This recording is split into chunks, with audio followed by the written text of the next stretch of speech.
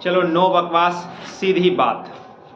देखो चला सुनो, 2 महीना में तुमको 12th का तैयारी कैसे करना है उसको बताते। ध्यान से सुनेगा, आराम से सुनेगा, एकदम घबराना नहीं है। एकदम टेंशन जो दिमाग में आ रहा है उसको एकदम हम सोच रहे हैं ख़त्म करें। 2 महीना तुम्हारे पास बचा हुआ है।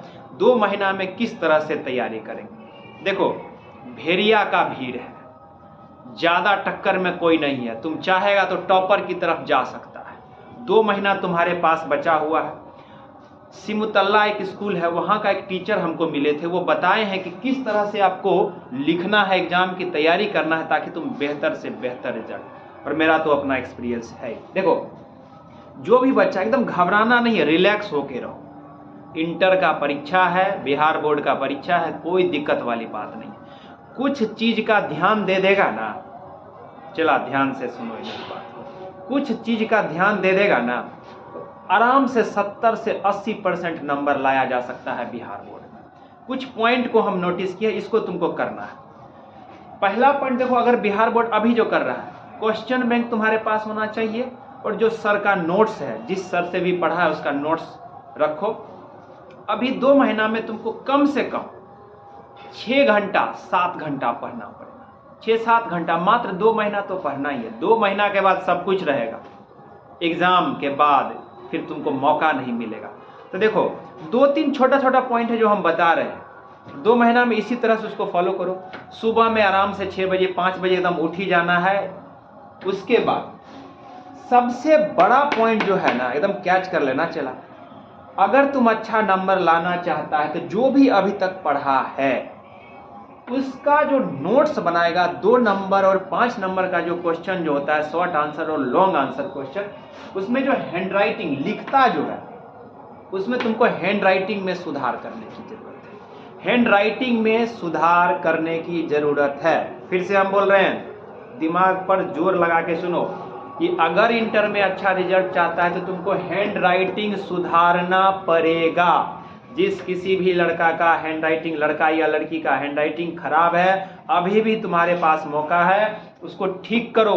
लिखो, एक ही क्वेश्चन को 5 बार लिखो, लेकिन तुमको लिखना पड़ेगा और आकर के हमसे दिखाओ, हम चेक करेंगे, तभी तुम बिहार बोर्ड में टॉपर बन सकता है या कुछ अच्छा रिजल्ट ला सकता है।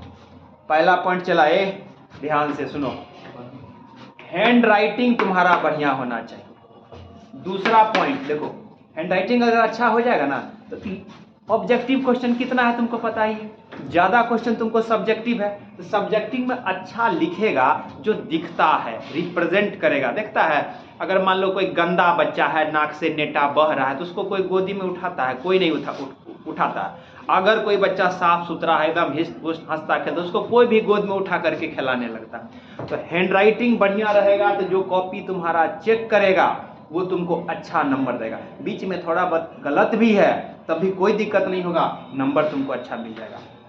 दूसरा पॉइंट, जब भी लिखोगे 2 मार्क्स का क्वेश्चन और 5 मार्क्स का क्वेश्चन, एकदम बी केयरफुल, पॉइंट वाइज लिखना है, पॉइंट बना बना करके लिखना है। मेरा अभी क्रैश कोर्स हम YouTube पर वीडियो डाल रहे हैं, उसमें तुम देखा होगा, हम बोल देते हैं तुमको पॉइंट वाइज उसको बनाना है। अगर 2 नंबर का क्वेश्चन है तो 5, 6, 4, 3-4 पॉइंट बनाओ, 5 पॉइंट बना लो, उससे ज़्यादा नहीं। अगर मान लो 5 नंबर का क्वेश्चन है तो 10-15 पॉइंट तुमको बनाना पड़ेगा। तो पॉइंट वाइज बनाना है। जो भी क्वेश्चन लिखोगे आंसर लिख करके 1 पॉइंट, 2 पॉइंट, 3, 4 उसको पॉइंट में अपने हिसाब से बना बना करके, जब 4-5 बार प्रैक्टिस करोगे तो बनेगा। एक ही बार में ये नहीं सोचना कि दुनिया में कोई भी परफेक्ट नहीं होता, सीखता है, मेहनत करोगे तो अच्छा कर पाओगे। तीसरा, क्वेश्चन बैंक तुमको बनाना पड़ेगा। देखो आलतू फालतू का कोई बोलता है, कोई टीचर भी बोलता है कि ये मॉडल पेपर बनाओ, ये सैंपल पेपर बनाओ, ये गैस पेपर बनाओ, ये एटम बम बनाओ, ये रामबाण बनाओ, कुछ भी नहीं। सबसे पहला काम, जब पूरा सिलेबस तुम्हारा चैप्टर खत्म हो गया, सबका क्वेश्चन बैंक उठाओ और पहले 10 साल का क्वेश्चन बैंक पूरी तरह से बना लो।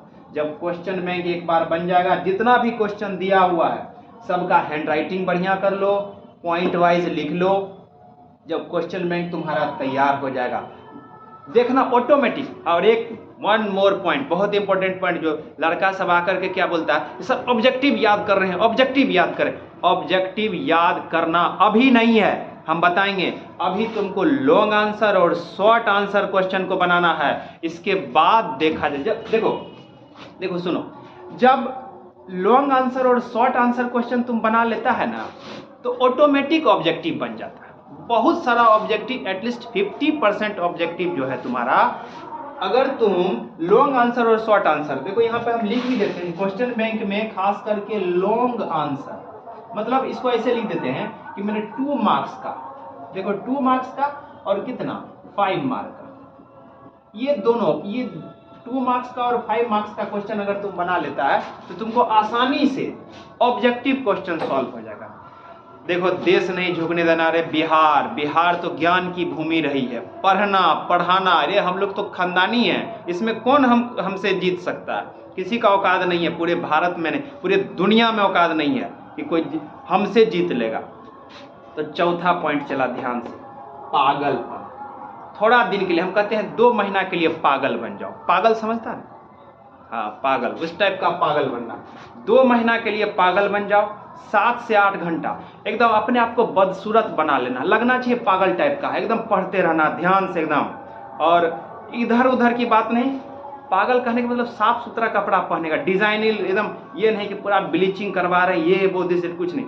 2 महीना का बात है, 2 महीना ऐसे कर दो, क्योंकि अगर 12th में फर्स्ट डिवीजन कर जाएगा ना, तो जिंदगी भर के लिए फर्स्ट डिवीजन का तगमा लेके घूमेगा। इस बार रिजल्ट खराब हुआ ना, तो हमेशा के लिए सब दिन कहेगा अरे 12th में इसका ये हो गया, वो हो गया, नंबर कम आ गया। तो थोड़ा सा अपने लिए नहीं, मेरे लिए, परिवार के लिए 1-2 महीना सिर्फ बोल रहे हैं, पागल बन जाओ, क्वेश्चन बैंक बना लो, पॉइंट वाइज लिख लो, हैंड राइटिंग सुधार लो, अच्छा नंबर आएगा।